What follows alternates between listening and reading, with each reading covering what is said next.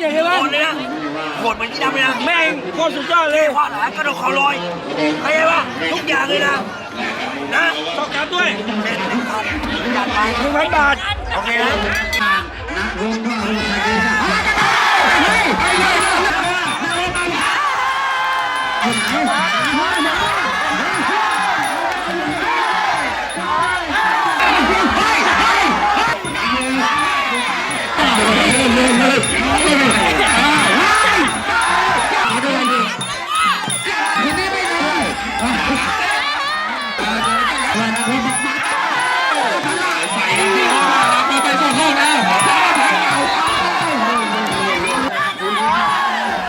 สุดขวาแล้วได้ยกสุดท้ายเลยหาสุดขวา